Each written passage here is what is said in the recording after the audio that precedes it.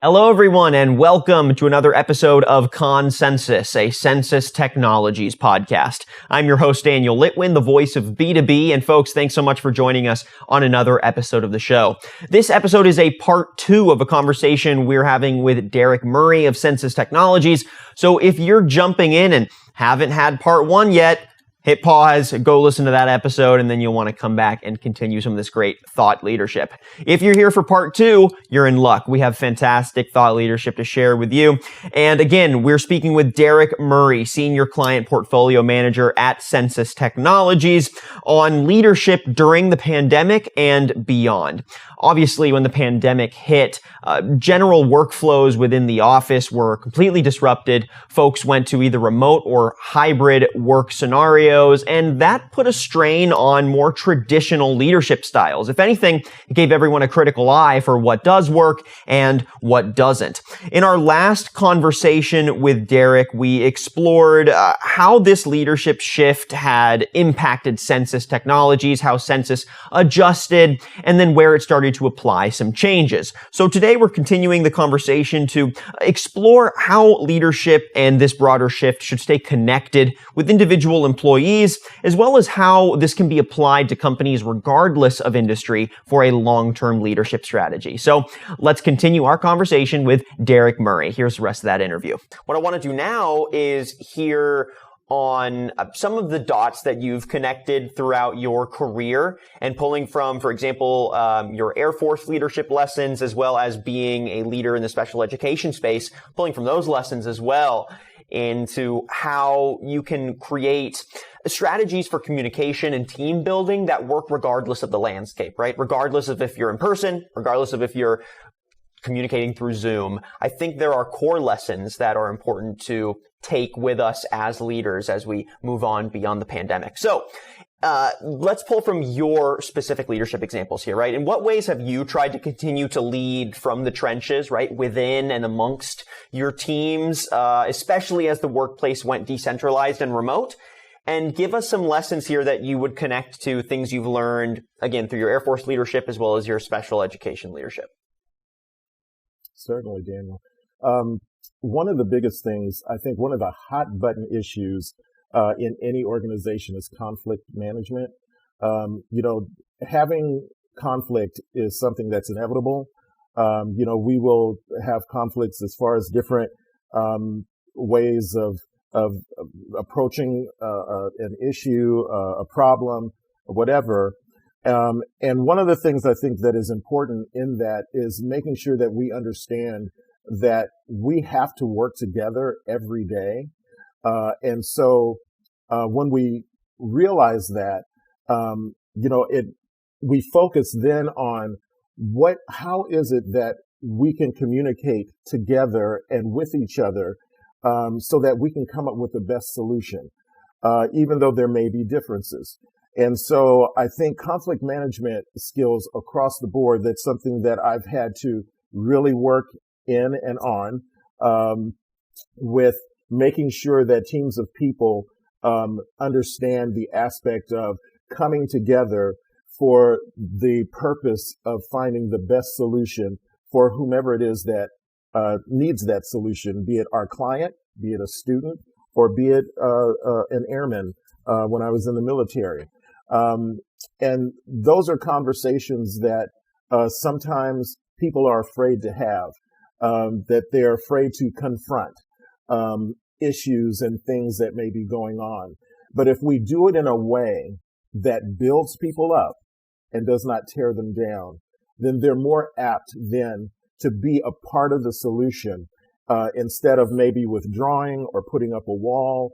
And then you can come to a solution that is helpful for everyone across the board. So I think those are some of the skills. Like I was saying also, I've drawn from my education background and also my Air Force background in this time of crisis.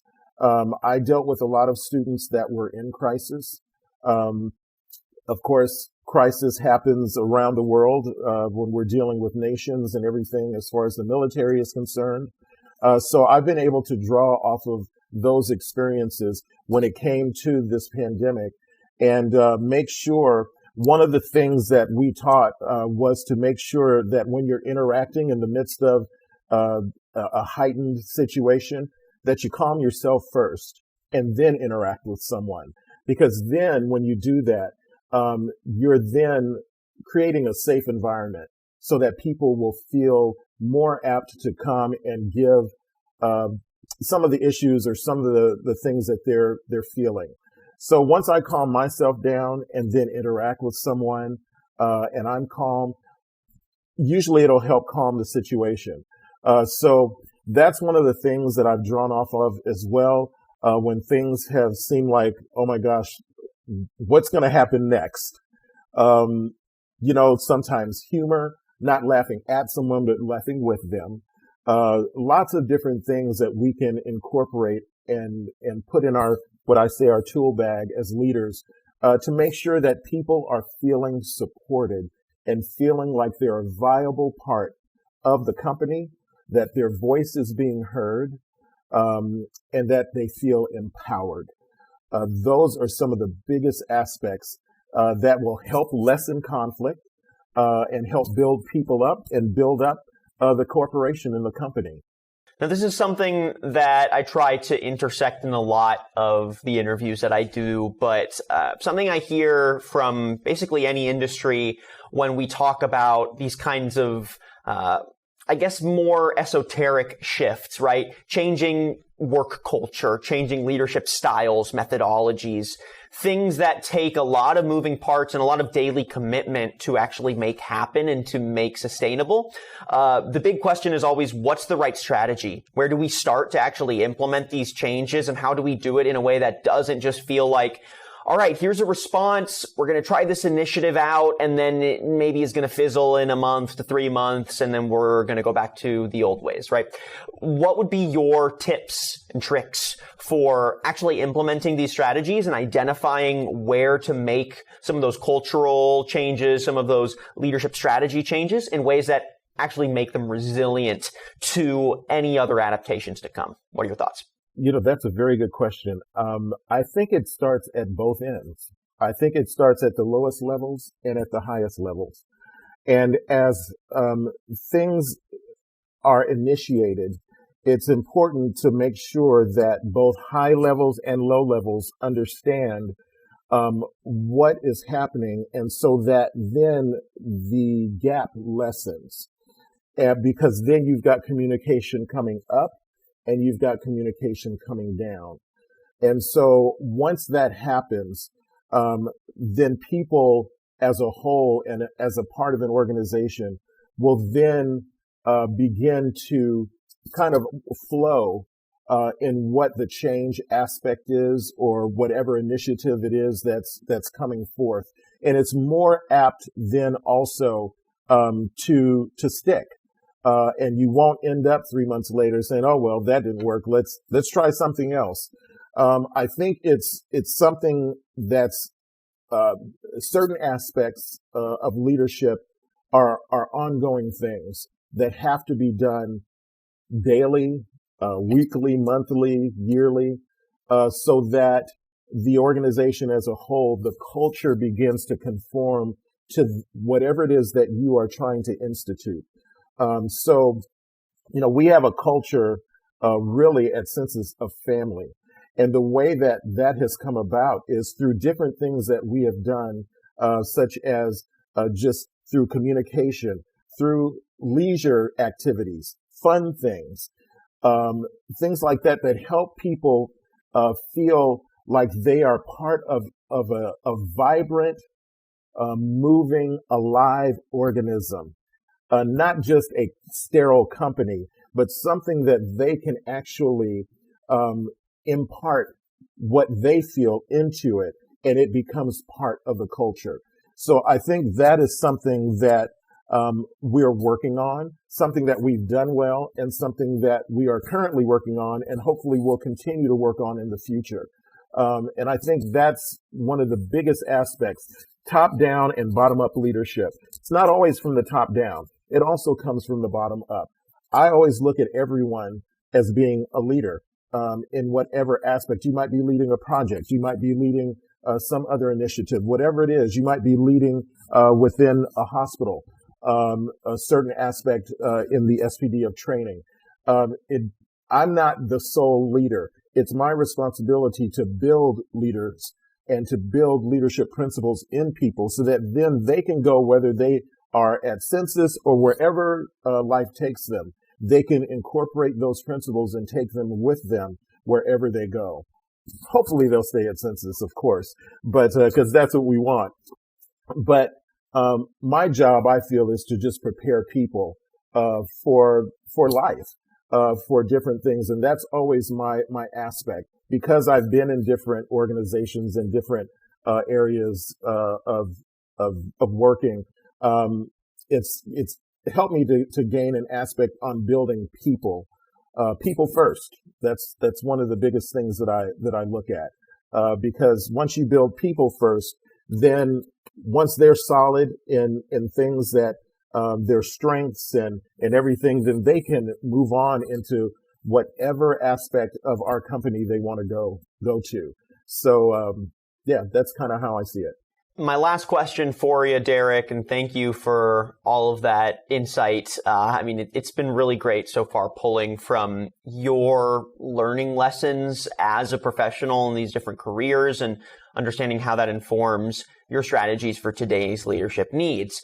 Now, just to end on the most granular note, there's a very specific kind of, I think, leadership dynamic that comes from being a leader in a corporate office setting. And a lot of times, especially when you are in high levels of management, but maybe not the CEO, you are playing with several interested parties that want to feel a response from your leadership, right? You've got potentially even higher leadership above you. You've got shareholders. You've got potentially boards of directors.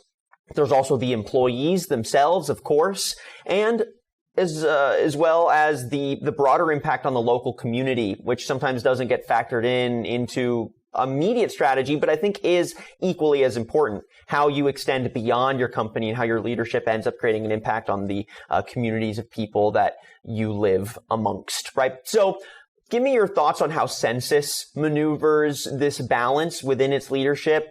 How it approaches making sure that parties feel like leadership is responsive, right? What sort of communication strategies do you use? What sort of touch points do you try to use, and to what effect?